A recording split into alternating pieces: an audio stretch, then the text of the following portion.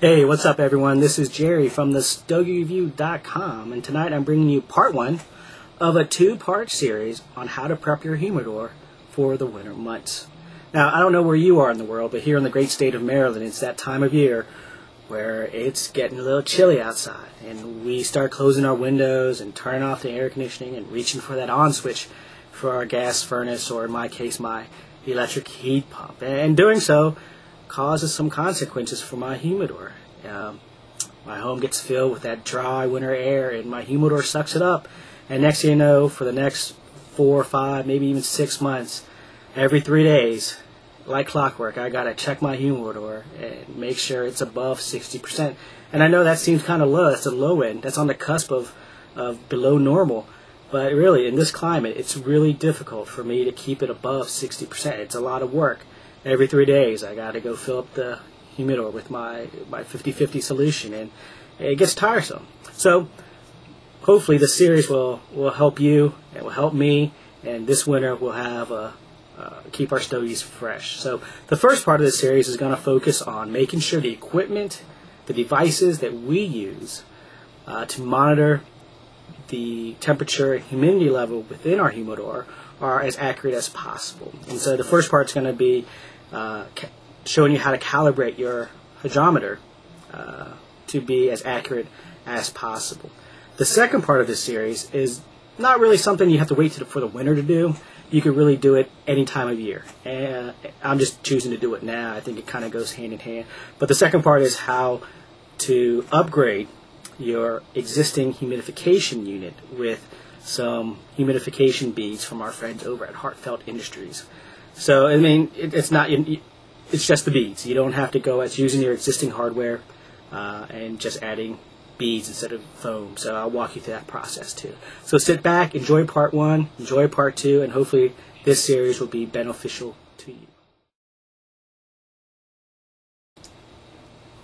Hey, what's up guys? This is Jerry, back with part one of our two-part series on how to prep your humidor for the winter months. And just in case you're wondering, I'm smoking a Arturo Fuente curly head, natural, not the deluxe, the regular, no band curly head. Anyways, this is part one. It's making sure that the devices we use to monitor our humidity levels in our humidors are as accurate as possible. And the way we do that is with a salt calibration test. Now, I first got to disclaimer this and say that, one, I really don't know the science behind it, so you're going to have to take my word for it. And two, these instructions are actually provided by the Patricks over at StogieGuys.com. I don't have the patience to type it up myself, so I'm glad they did. I'm glad they're allowing me to share it with you. So, to get started with the salt calibration test, there are a few things that we need. So first, as it said in the name, kind of obvious, let me put this down, is salt. Now, you're going to need about a tablespoon of salt. The Corona bottle is not necessary. The second thing you're going to need is a little cap, a bottle cap, anything, a Snapple cap, Coke bottle cap. I'm using the cap of my butane for this example. So you're going to need the cap. Third thing you're going to need is something that no stogie enthusiast should be without, and that is distilled water. If you don't have it, go out to your grocery store and pick it up. It's 99 cents for a gallon, really. You'll come up with many uses for it. It comes in handy. The next thing you'll need is a container with a lid. In the container is going to go your humidification unit along with the cap filled with salt.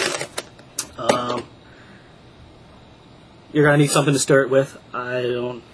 Toothpick, coffee stirrer, something like that. And last but not least, of course, you're going to need your humidification unit, either your analog or a digital one. Now, we all seen this ugly guy. It comes with every humidor that we buy, and it is the most inaccurate thing on the planet. Well, Jake Plummer of the Denver Broncos is a little more inaccurate, but sticking in the stogie world, the analog guy is the most inaccurate piece of crap there is around. So if you can avoid using this, do so. I encourage you to pick up a digital hydrometer. Distilled water, hydrometer, tablespoon of salt, empty container with the lid, coffee stirrer, bottle cap. That's it. That's what you need. So let's get started.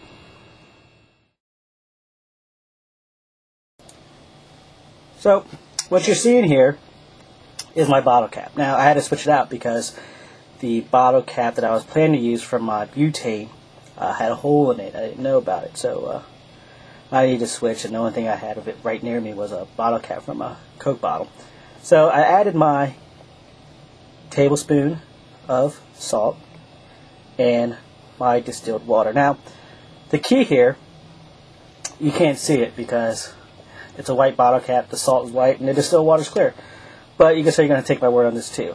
The tablespoon of salt, and you want to add a little bit of distilled water. Not a lot, just a little bit to make and stir it so that it makes the salt kind of pasty. Don't dilute the salt, just make it pasty enough so that it works.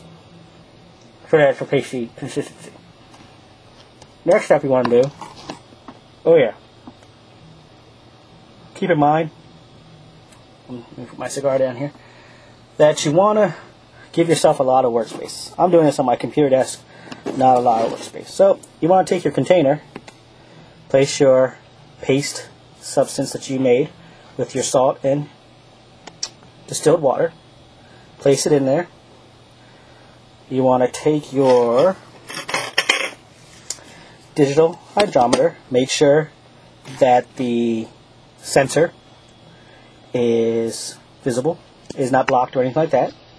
And then you want to go ahead and take your lid and seal it. Sorry about the noise there. Seal it firmly. And that's about it. You want to go ahead and let it sit in a cool, dark place for, I think the Stogie guy said 8 hours, undisturbed for 8 hours. And so let's do that. And in 8 hours, we will see what we got. All right, we're back. It's been more than 8 hours. I had a busy weekend here, and so it's actually been closer to 24 hours since I stored the container away. Now, before I go downstairs and pick up the container to look at results, let's think about, let me tell you what we're looking for. We're actually looking for my hydrometer read 75% relative humidity. Now, like I said before, I don't know the science behind it, but for whatever reason, the salt reacts with the air, with the contained air in the container, and produces 75% relative humidity. I don't know the exact science behind it. Now, most inexpensive hydrometers, even digital ones, have some error rate into it. They're not 100% accurate, but they're usually accurate between 2 and 3%. So when we look at my results, and let's say the hydrometer reads 79% instead of 75%, we know that there's a 4% inaccuracy there, and so we want to keep a mental note. There are some fancy digital hydrometers out there that let you make adjustments to it so that, we get the result. Our results might say 79 when it should say 75, and we could go ahead and make the adjustment there. But most of the time, it's 2, 3, at most 4% inaccuracy, and you can pretty much keep a mental note of that. So I don't really see the need to spend that kind of money on a fancy one. If it's anything more than 5%, really, do you really want to use it? I mean, come on. So I'm going to go downstairs. What I did, instead of keeping it in the closet like the Stogie guys suggested, I kept it where I'm going to keep my humidor. That way, it's calibrated using in the position of real world situation where I'm really going to store my humidor. So I'm going to take a few minutes here. If you're wondering what I'm smoking right now, I am smoking a Henry Clay Honduran. I believe it's the Hermoso size. I'm not sure. It could be. I don't think it's a Churchill. It's too small to be a Churchill. But that's what I'm smoking tonight. So sit back, relax. Let me go downstairs, pick up the container, and I will read. All right. So we're back, and I brought up the container, that stored my salt paste as well as my digital hydrometer. Now, let me see if I could zoom in without taking the lid off here. I can't, so let me go ahead and remove the lid real quick and let's see what we got. As you can see, now it reads a perfect, 74, it just dropped to 74, but that just could be because I just popped the lid open and all the humidity is escaping. But you saw for a split second there, it did say 75% relative humidity. So we know now that my digital hydrometer, the device I'm going to use to monitor humidity and temperature in my humidor, is as accurate as possible. Now you're probably looking at the temperature there saying 73.3, and I'll tell you what, before I brought it up, it was reading about 70 degrees Fahrenheit, but with the lamps and stuff I got going on here, I think that's probably responsible for the temperature increase there.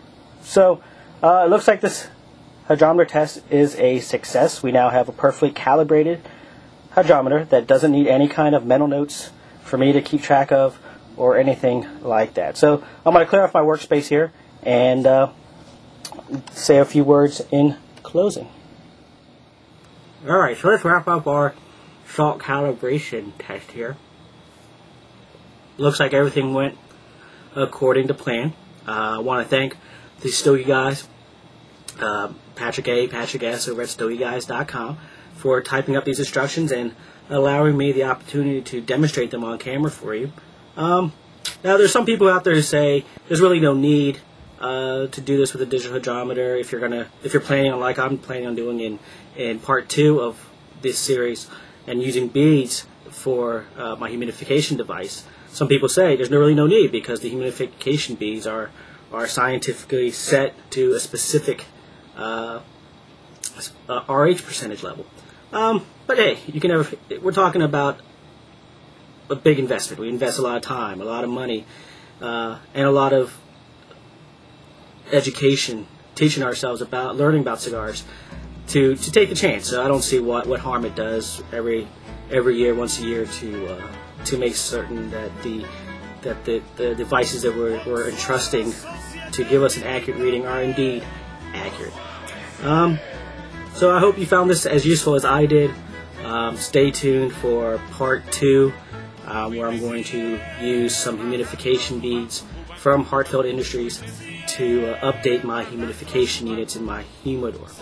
Until then, well, I guess long actually doesn't really apply here, so until part 2, I guess, for Stogies, I don't know. Take care, guys.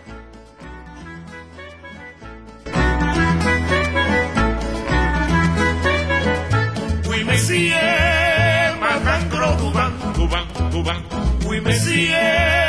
maintenant c'est pas comme ça, oui, pas les Français. Oye, qui me lanza oui, pas les Français, oui, pas les Français, à yo trabajar, oui, pas les Français.